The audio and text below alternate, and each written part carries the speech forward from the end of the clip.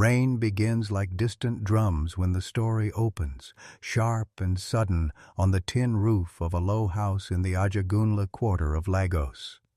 Amina stands at the edge of a narrow balcony, one hand wrapped tight around a small brass key that is warm from the pocket. The city smells of oil and wet earth, the smoke of grilled plantain curling into the air. Below, people move like fish in a river, umbrellas bobbing, taxi horns chopping the evening. The risk sits in her chest like a live ember. She can walk back into the bright glass of Tunde's world, where neon laughs and velvet drinks hide knives, or she can step into the rain and the unknown that Kofi offers with that simple key.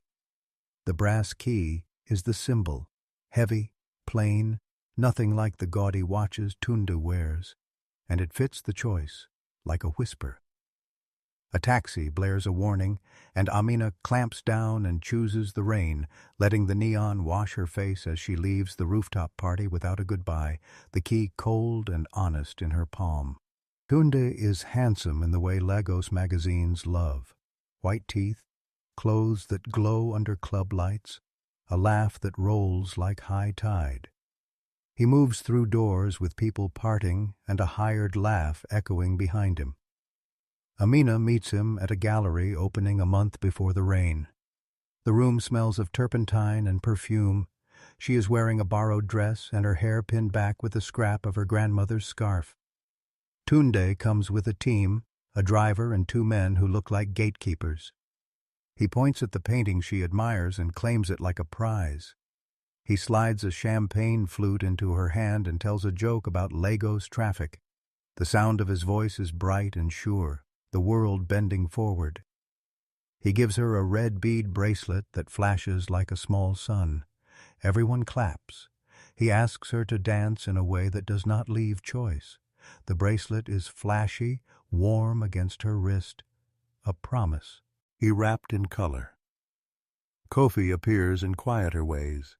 He sits on the corner of the market with a sack of plantain and crumbs of cortege bread, selling what he can. His clothes have patches, but his hands are steady and clean, the knuckles worn by good work. The first time he speaks to Amina, he hands her a battered thermos of ginger tea because the rain has made her teeth chatter and because her shoes have gone thin at the heel. He speaks with a gentle voice, calling her by name like a friend and not like a prize. His laughter is small and private. He gives her the brass key wrapped in a newspaper, saying, "For a door that opens slow." He does not say what door. He does not wear watches that shout. He moves through the city like a man who owns room for mistakes.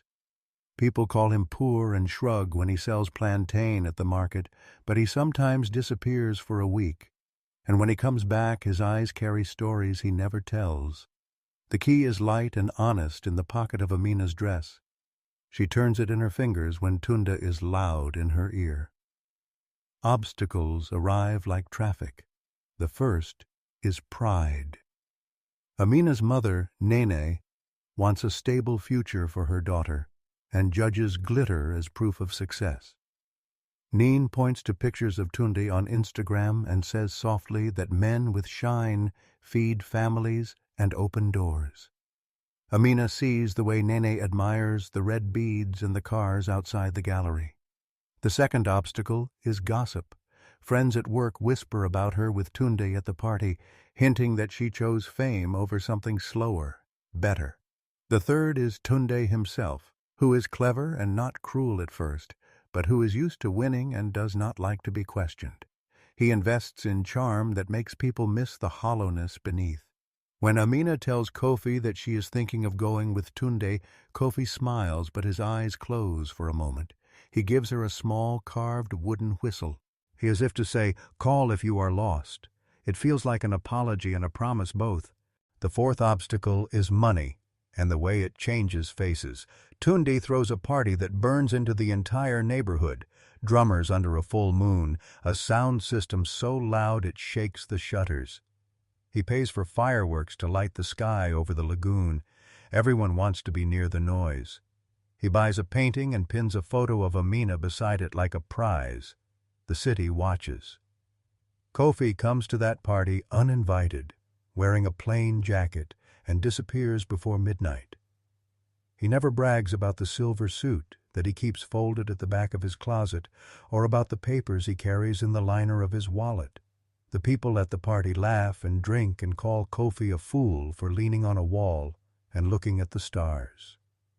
Amina feels the pull of two lives, the bright lights that promise safety in numbers, and the slow, steady warmth of Kofi's presence that remembers old stories her grandmother told. Tunde's first real test of power is a public one.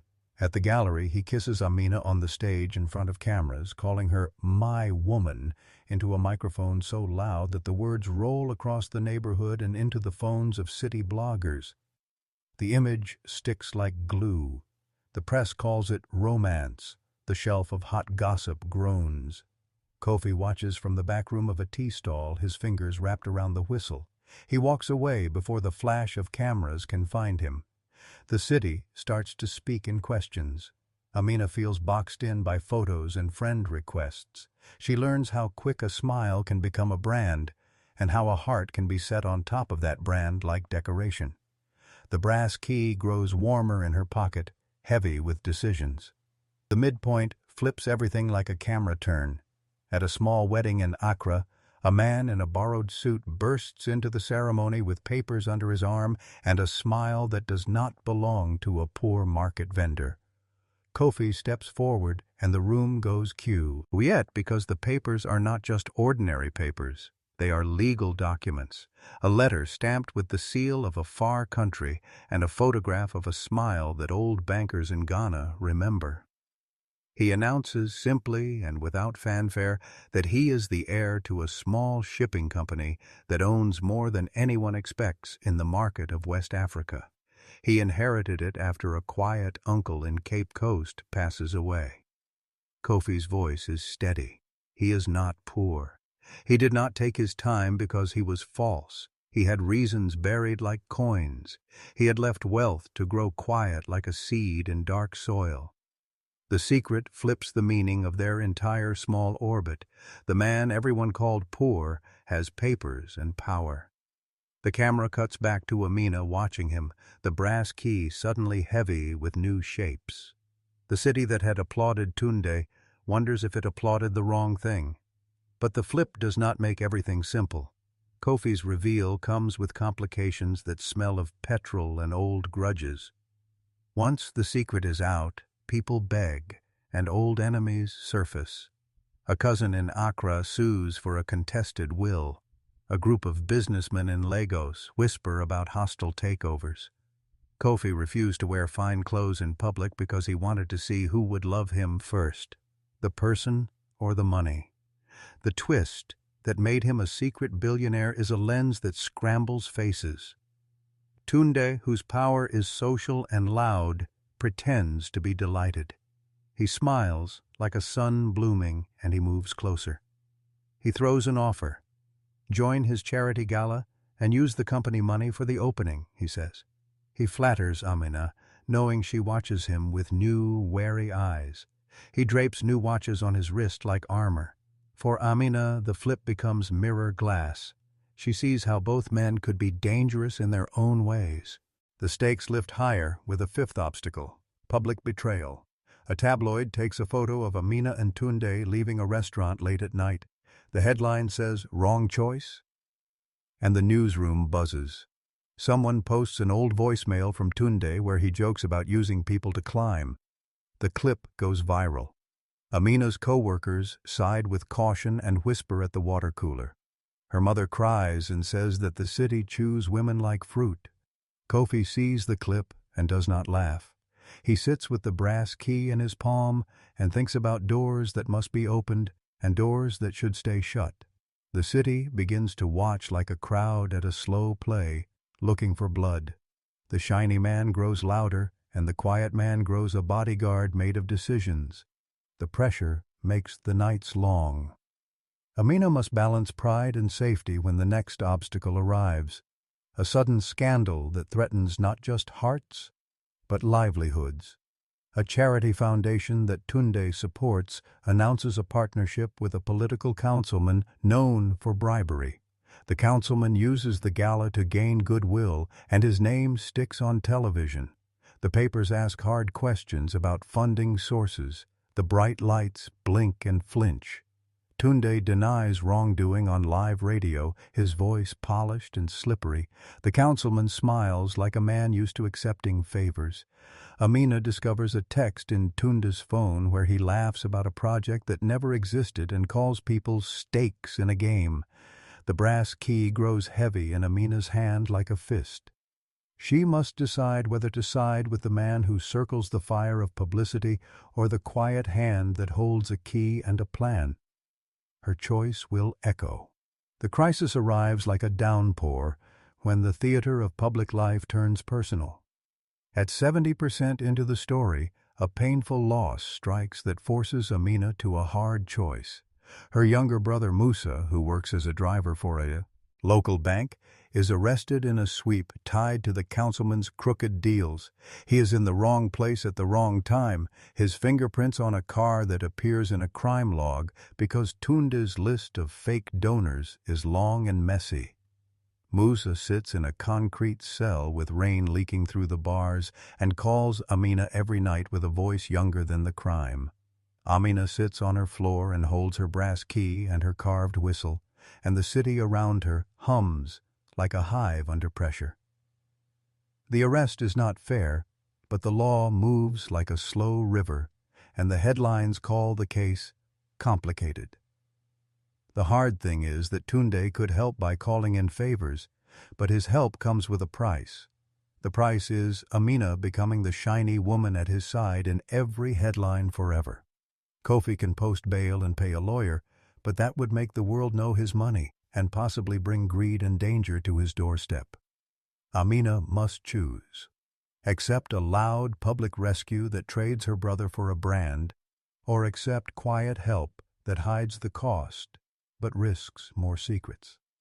Amina rides the hardest decision like a ship in fog. She thinks of her grandmother's voice, the small lectures about dignity and about how a woman's choices belong to her alone. She thinks of the whistle, the key, and the red beads that burn at her wrist like a warning.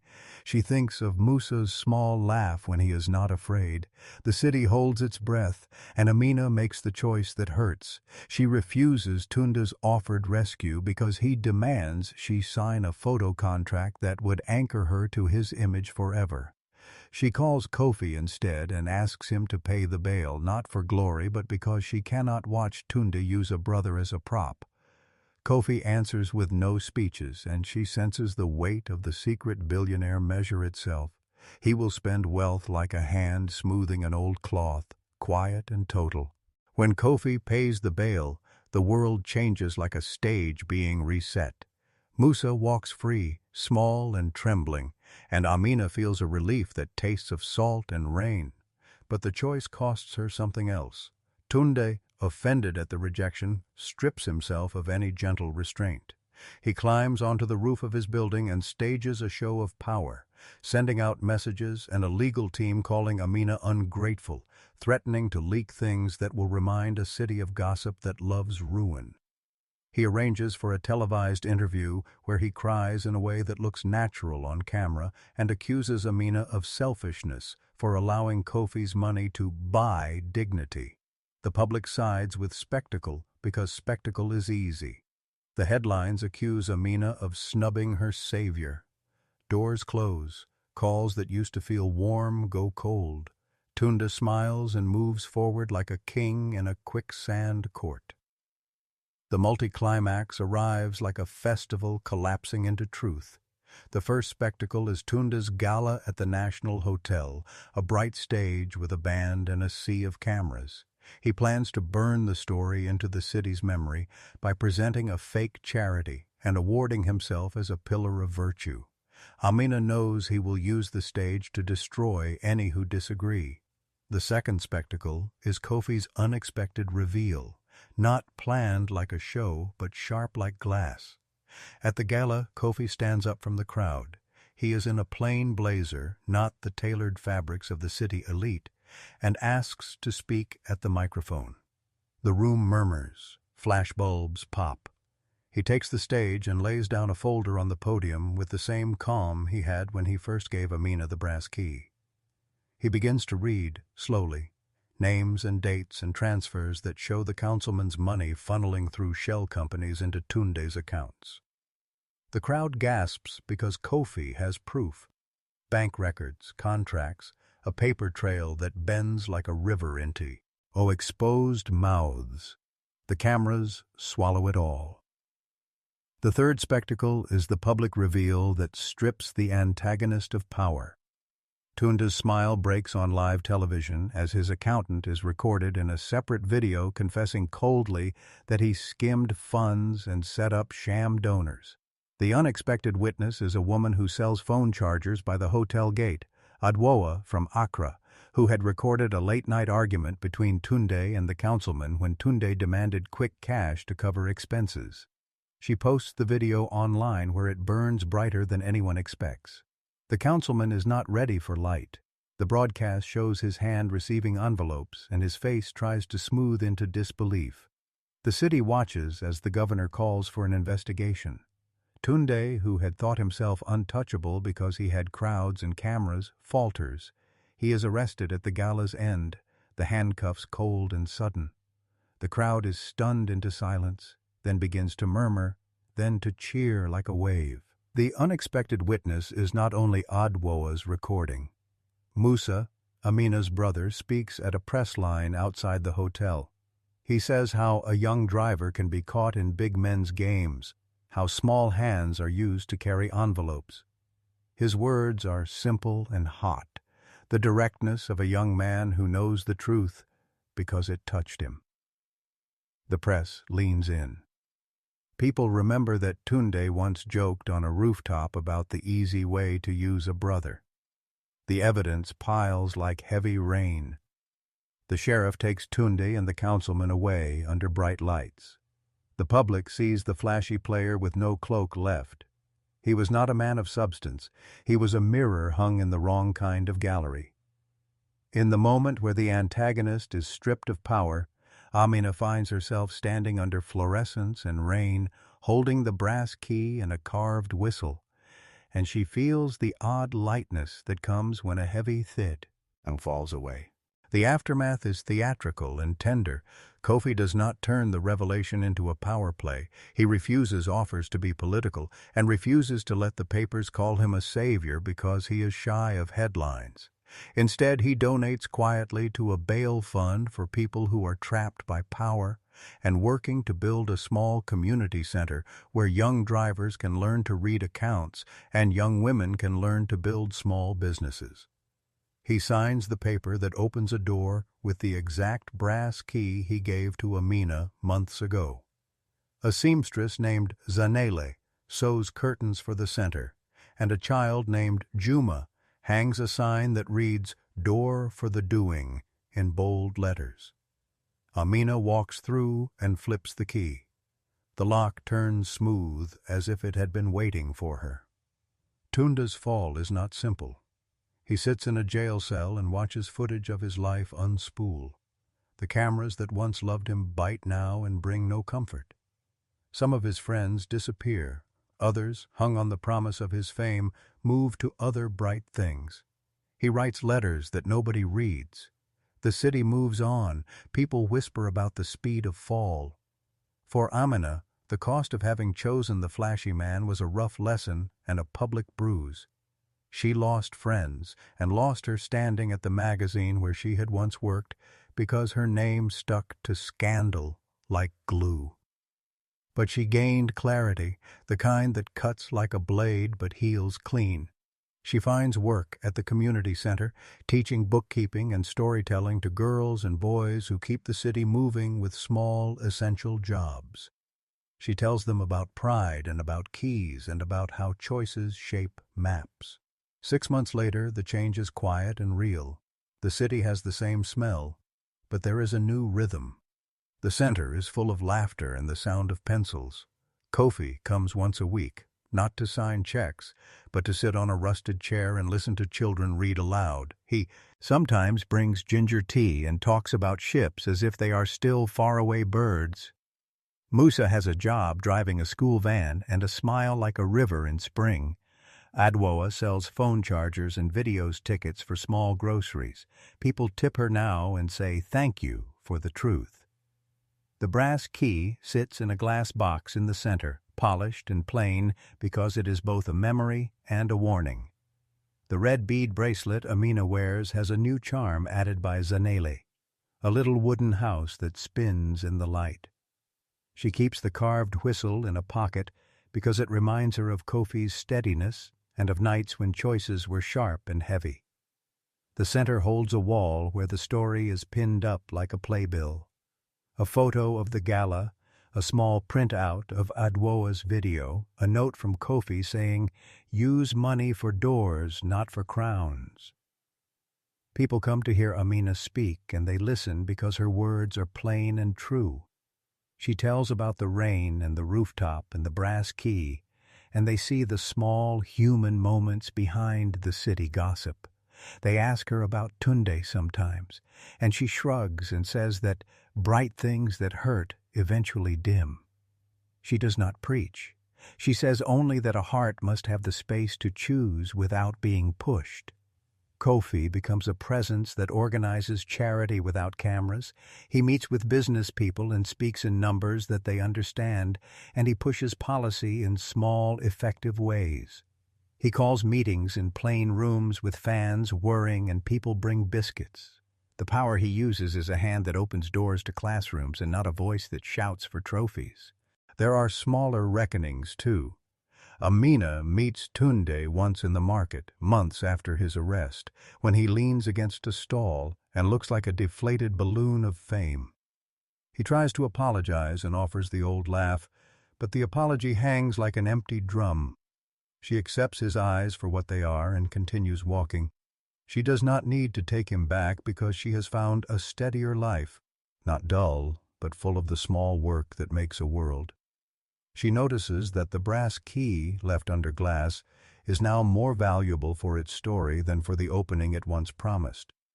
The key taught her to measure wealth not by show, but by who will stand in the rain with you when the cameras go blind. At the center, a child named Nia pins a new sign to the wall. Truth is a workbench. The phrase spreads like paint. Shopkeepers copy it onto boards, and the words appear on the lip of the river where fishermen tie canoes. Kofi and Amina stand by the river once, hands tucked into pockets, and watch the city move like a slow machine that sometimes makes mistakes but keeps making. They do not speak of romantic futures loudly. They build futures in small acts, loans offered to young traders, classes for girls who want to be engineers, a board that helps young men learn to manage money so their hands never need to carry envelopes for dangerous men again. The brass key now opens a chest in the center where a ledger sits with names of small loans and the people who promise to pay back in weeks, not in months. The key has become a tool. The last days of the story are tender and cinematic. A rainy morning when the whole center fills with the smell of coffee and soap, the children lining up like little parades. Amina stands and watches them, the red bead still on her wrist and the carved house charm turning against her skin. Kofi brings ginger tea and laughs quietly when a boy named Bonga Miski counts sums and calls 1 + 1 a grand plan. The camera of life lingers on a small hand handing the brass key to a young teacher who will take care of the chest and the chalk and the papers. The hand is not dramatic. It is simply part of a daily grind that knits people together. The city goes on, and in a way that matters, everything is better. Doors open slowly and for the right reasons. Moral: true wealth is the quiet hand that lifts others, not the loud voice that demands attention. Do you agree with Amina's choice? Yes or no? If this story moved you, please like, comment, and subscribe. Share your thoughts and spread the tale of truth and quiet strength to a friend.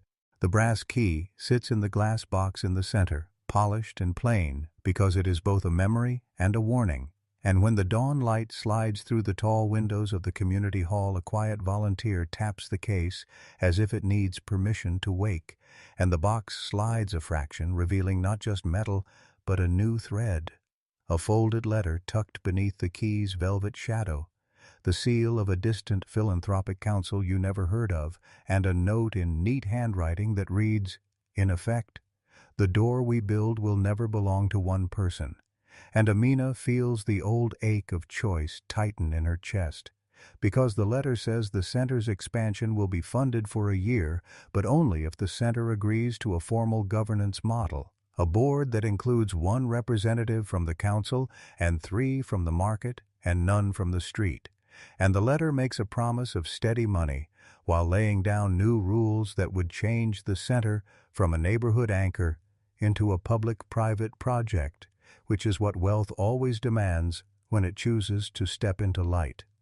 She pockets the note, then glances at Kofi, who stands at the back with the whistle tucked in his palm and a calm that has the weight of a harbor, and Musa, who has traded the prison bars for a bus yellow coat and a driver's smile, paces near the door as if he can pace the future away from him, while Adwoa, who once filmed Tunde's fall, sits near the coffee urn with a look that says she knows a storm hides in small telltale edges, and Amina asks herself in a breath how many doors she must walk through before the right door finds her again, because the city's noise has a memory and a whisper, and the whispers say the wealth must be earned, not borrowed.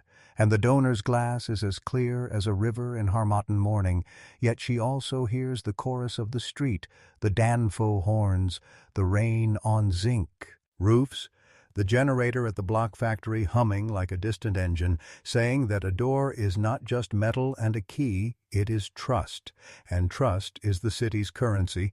So she does not pretend this is simple. She speaks softly to Musa. If we take the money, we must covenant with the people we serve. And Musa answers with a nod that looks like a small prayer, while Kofi's eyes, which have learned to measure risk in the arc of a ship's hull, study the letter as if it were a map that could rescue or wreck them. The interval marker thus arrives not with fanfare, but with a shift of air and the sudden memory of the very first rain that sprayed the balcony years ago, a sign that the film's frame is resetting and that the audience will see the same stage now with new players and a different clock.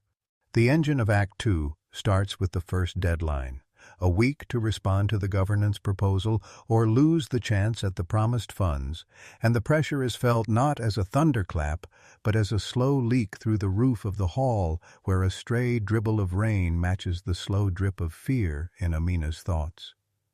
Her mother Nene hears the news through a text and calls with that gentle tone that can hide a hurricane, asking if she will become a caretaker of a city's bank account, or still remember the girl who once walked the lanes of the market with a thermos of ginger tea and a rumor of a door she might one day open with a simple brass key. Amina tells her, "Mama, we will guard the door." But the words land like rain on a zinc roof, loud in some corners, muffled in others. The second domino falls when the councilman's name surfaces again in a whispered email thread. He is not dead, but thirsty, and the letter's terms would let him appoint an observer to the center's board, a person who knows how to count coins while learning to count people. And the thought makes Adwoa straighten her shoulders, as if she could shield the others with her small screen, and the video that once carried Tunde's fall into a river of gossip. A chorus of market women, car wash boys, and teachers begins to gather outside the hall, speaking softly but with new purpose, saying they will not let a single brick of the center become a billboard for someone else's pride. And Amina, listening to the chorus, hears a drumbeat inside her that sounds like the rain on the tin roofs of her old neighborhood, and she realizes she must respond not in a fever of public art, but in a plan that still honors the promise she made to Musa and to the girl at the sewing table who drew a door on the wall, a door that opens onto training rooms and a ledger of small loans for local makers. She asks Kofi to come with her the morning council meeting, and he says little. just straightens his blazer and lifts the whistle to remind himself that a quiet man can still blow a loud truth when necessary. And as they walk, the city's mosaic of sounds, briquettes crackling, a motorbike cough, a vendor calling out, "Gari, Gari," drops to a hush because a matter of integrity is being weighed, not by the glittering gleam of wealth, but by the steady hands that will hold a ledger and a future for the next child who believes a door can change everything.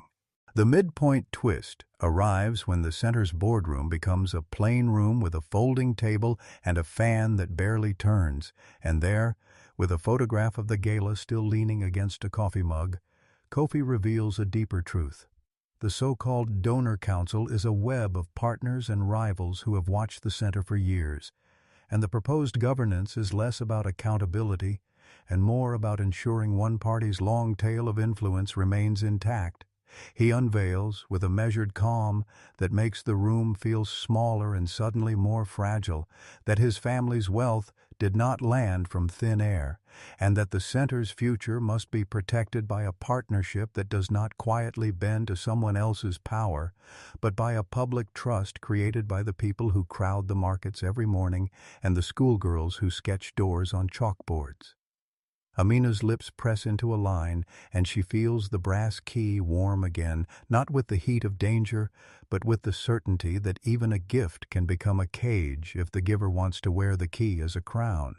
She asks for time to consult the center's clients, the mothers who sew, the youths who fix bikes, the teachers who lean on chalk, and Musa, who has learned to count more than coins.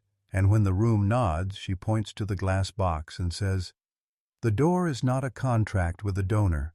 It is a promise to this neighborhood." And the letter's terms are placed on the table like a riddle, and the children's drawing of a door with "Door for the Doing" scrawled across the frame becomes the room's silent vow. That moment marks a real turning point. The center will not be sold to a blueprint of control, but will be guarded by a living agreement with the people who know what it means to need a door. In the push toward payoff, the third spectacle unfolds. A public hearing is scheduled, a week of community forums, and Amina leads with a simple speech that lands like rain on hot sand, telling the crowd that wealth can buoy a dream only if it serves the hands that build it, and if it answers to the long memory of a city that has learned to survive on scraps and songs. She asks the center to be a co-op of doing, where every beneficiary becomes a partner in governance, every small business owner a shareholder of the lessons learned.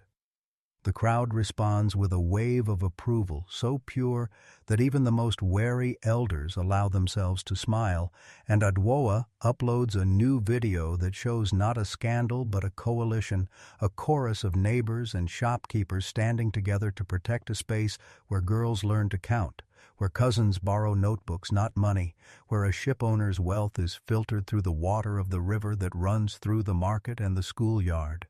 At the same time, a quiet wind shifts in Lagos's skyline as a rival donor figure who wished to own the center's door backs off for their own reasons, and this gives Kofi space to propose a real, tangible option. A transparent, time-bound fund with a board elected by the community itself, a body that has the power to audit every penny and to publish an annual report in vernacular language so that no one is left out of the conversation. And when Nene sees the crowd's turnout and the number of portable chalkboards filled with numbers and stories, she nods and whispers that perhaps pride must learn to share the room with responsibility, not to erase dreams, but to lay a map that others can travel without fear.